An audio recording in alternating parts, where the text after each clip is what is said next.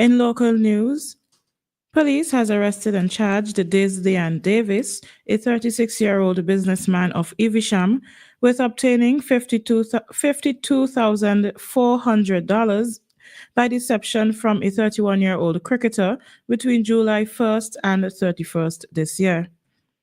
Davis appeared before the Kingstown Magistrate Court on December 2nd, pleaded not guilty, and was granted bail in the sum of 10,000 EC dollars with one surety. The trial is set for January 27th, 2025, and he is subject to stop notices at all ports of entry and must surrender all travel documents. The Royal St. Vincent and the Grenadines Police Force urges the public to avoid falling victim to such scams by verifying the legitimacy of the business, conducting thorough fact checks, and consult authorities. The police reminds citizens, residents, and visitors to exercise caution, particularly during the Christmas season when scams are more prevalent.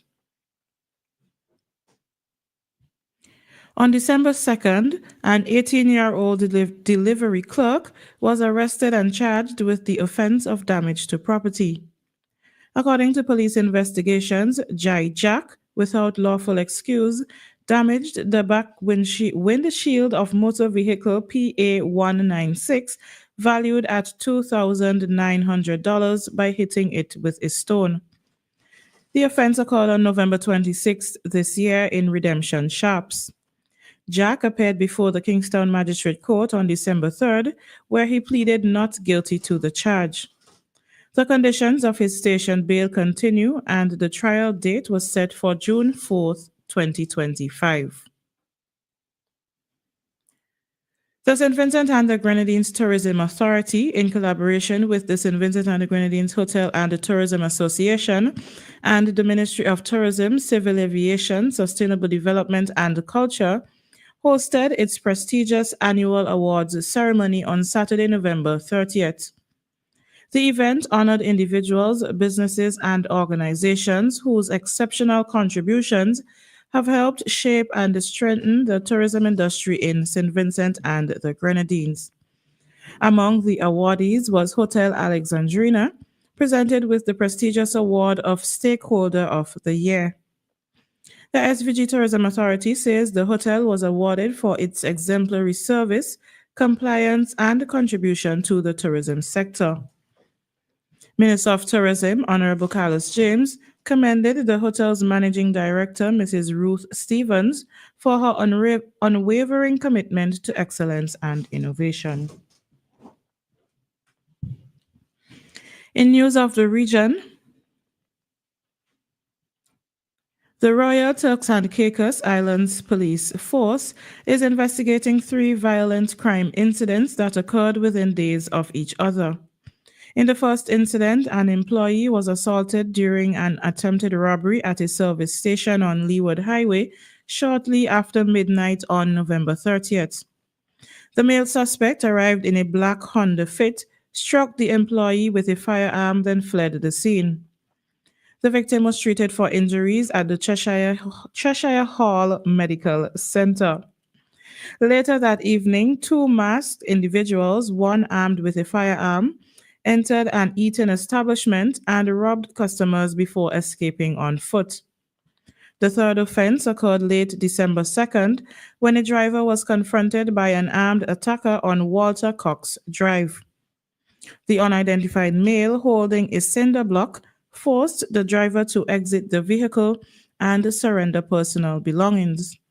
The suspect then used the cinder block to smash the vehicle's rear passenger side window before escaping.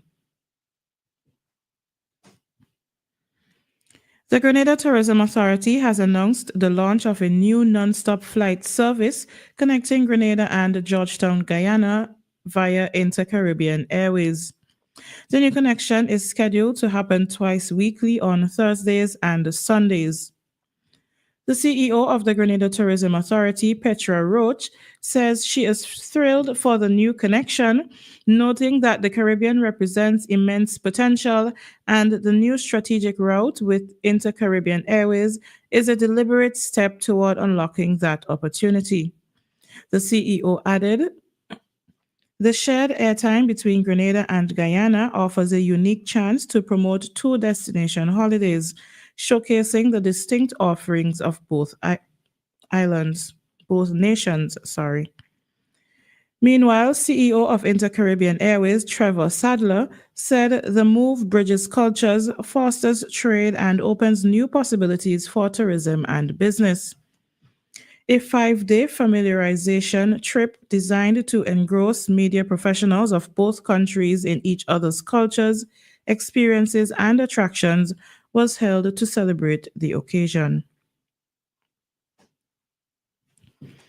In international news, a Pennsylvania woman, Elizabeth Pollard, out searching for her missing cat overnight in Westmoreland County, is believed to have fallen down a sinkhole behind a restaurant in Unity Township. Pollard was last seen in the area around 5 p.m. on Monday, calling for her cat.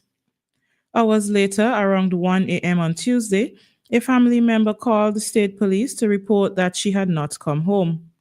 Troopers went out searching for her in the area of Monday's restaurant and discovered her car just before 3 a.m. parked behind the building.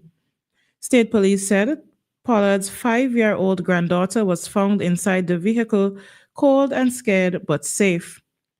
While walking around the car, police said they found a sinkhole nearby that they believed Pollard may have fallen into while searching for the cat. Dozens of first responders took action at the scene looking for the 64-year-old. State police said they have not been able to make contact with Pollard for more than 24 hours after she disappeared, but crews have been able to get into the abandoned mine where she fell, and the rescue mission is ongoing. And finally, in sports, West Indies bowlers Jaden Seals and Kevin Sinclair have been found guilty of breaching the ICC Code of Conduct in their recently concluded second test match against Bangladesh. Seals has been fined 25% of his match fee after being found to have breached Article 2.20 of the ICC Code of Conduct for players and player support personnel, which relates to conduct that is contrary to the spirit of the game. In addition to this, 1 demerit point has been added to Seals' disciplinary record, for whom it was the first offense in a 24-month period. The incident occurred in the first over of Bangladesh's second batting innings when Seals made an inappropriate and overly aggressive gesture towards the opposition's dressing room after taking a wicket. Sinclair has been fined 15% of his match fee after he was found to have breached Article 2.4 of the ICC Code of Conduct for players and player support personnel, which relates to disobeying an umpire's instruction during an international match. In addition to his fine, 1 demerit point has been added to Sinclair's disciplinary record. The incident took place when Sinclair ignored the instructions of the on-field umpires to stop using language deemed aggressive and harsh towards the Bangladesh batters. This has been WEFM's Midday News. I have been your presenter, Dianna Cain. Join us again at 3 o'clock when we bring to you WEFM's 3 p.m. news. WEFM's Midday News came to you with the kind compliments of Courts St. Vincent Limited. Listen, I can't look at you anymore. You're just not picking up my signals. I've tried to fix things, but all I do is push your buttons. I don't think there's a remote chance of fixing this. I need clarity. I need to move on. Things can't stay static.